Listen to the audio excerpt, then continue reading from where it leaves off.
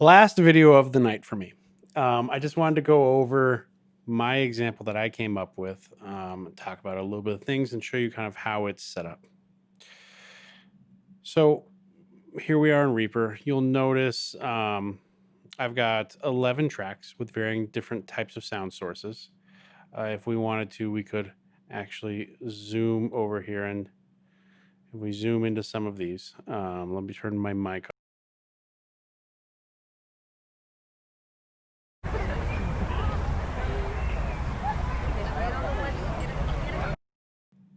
So that's people in the distance. You can hear it's panned hard left at the moment.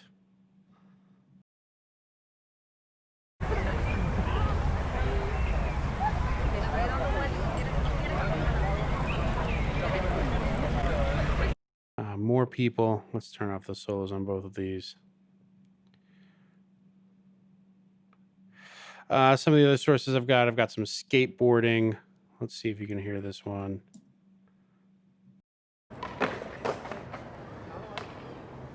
Right.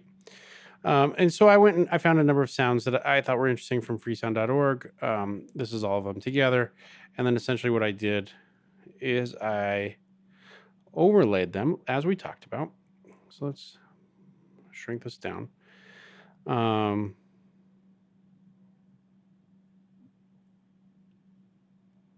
we're going to hide all envelopes for a moment. We'll actually do hide envelope, hide envelope, hide envelope, hide envelope, hide envelope, hide envelope. The other way we can do this is I could hit this envelope thing, hide all, envelope thing, hide all, envelope thing, hide all, envelope thing, hide all, envelope thing, hide all, hide all. So now you can start to get a little bit better sense of everything going on here from purely an editing standpoint. The one thing I do want to point out is that I've actually color coded my tracks, and we haven't talked about that before. So I've got 3 sets of tracks that I'm calling people distant, many people, kids playing. And these I all put in kind of this orange hue. And if I right click on a track, track color, set tracks to custom color, this thing pulls up. And then I can change my track color. So if I wanted to, I could make it white, right? And it changes back. I can change it there. Same thing, track color, set track to custom color for all of them. So skateboarders, I put on green. Dogs, geese, and seagulls, I considered as biotic sounds from animals. So they're all kind of in the blue. Train and traffic were mechanical sounds. So there are these kind of washed out green blues. And then light rain and heavy rain, which I put in purple. So I'm using colors to kind of visually group my tracks together and start seeing what's going on. And you can start to see here, I don't have any crazy edits. I've got some larger sections of stuff that I'm dealing with as I created my sound walk. But show all active. Here I'm gonna bring up at least the envelopes. P is the one I was looking for. There we go. So I can see if I've got the quick keys are V and P. And if I click on a track and I hit P, I can see the pan. And if I hit V, I can hide or show the volume. So we can start to see how I dealt with. There's no pan on Seagull, so we'll pull that away. Train. Got some stuff. Traffic. Got some stuff. Rain. No panning on rain. No panning on heavy rain. So we won't show those. And then we'll zoom out a little bit. And there's a couple other things I did that I haven't showed you how to do yet. So let me just really quickly. If you select a chunk here in the automation lane. So like, let's say I grab here and I right click that, I can say, Automation items. Insert new automation item. Then if I double click that, it gives me a pop-up window where I can adjust the position and the length, and I can start to add some shapes if I wanted to, such as a triangle wave.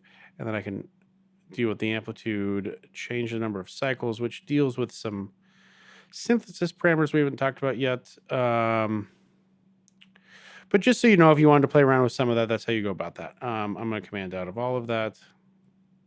There we go. And again, make it so we can see everything kind of together as much as possible. And again, if I want to bring my mixer up, there's a bar that pops up so I can make it bigger or smaller. Come here. We'll make it as small as possible. Great. And of course, I selected from the beginning to the end of my track. I went up to File, Render. I pulled up my render file. I clicked it to Online Render, 44.1, Stereo, Wave, 24-bit. I put it in a file there, so all of those great things. What I'm going to do now, actually, is actually listen to this with you so you can see some of this. And we will activate all of these so that you can see them in the mixer down below.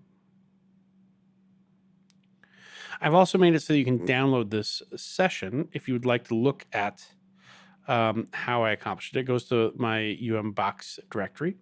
Once it pulls open, here, let me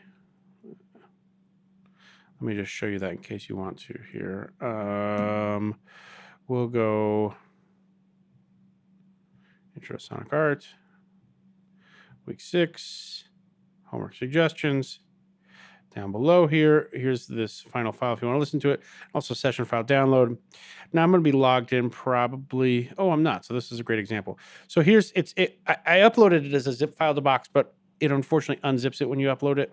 So if you just click download, it'll download the entire file for you, and that'll pull up my session as well as my associated audio files, just in case you wanted to grab that.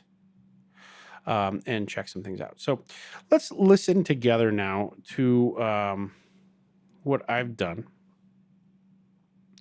We'll turn this off and we'll go back to the beginning of our session here.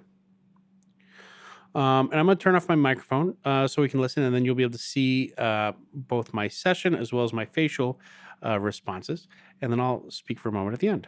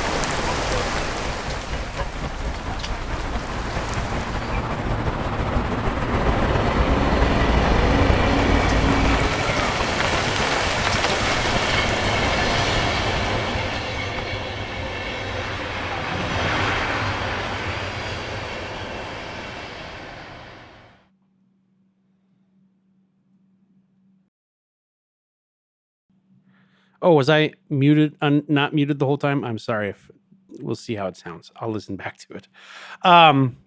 So a couple things I want to point out. Essentially, I began and ended with this train sound, trying to kind of create that just basic ABA form, very pseudo that I showed you earlier. You hear how the sounds kind of fade together to take us on this journey of train to seagulls to some other biotic geese and things. Then we move into people territory and dogs, which I thought grouped together well. And I'm trying to have these sounds come out of each other and fold back into each other.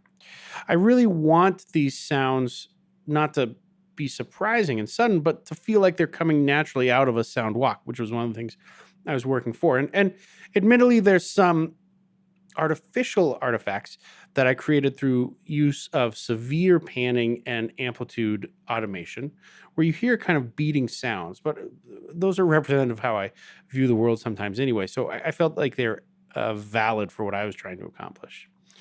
Um, I'm not going to go too much further into it, but hopefully that kind of gives you a sense of how I approach this. And you can see my automation in here. If I switch back to my default trim levels, you can see my seagulls, I dropped down to negative 6.98. My light rain, negative 3.53, and heavy rain, negative 6. And that was to deal with clipping at various points. I've got a max peak amplitude of negative 1.8 on the left channel and negative 2.7 on the right channel. So I'm within the range that I've specified. Yeah, I hope this is helpful for you to see. And again, if you have any questions, please feel free to use the issues forum, reach out to our TA, or to reach out to me.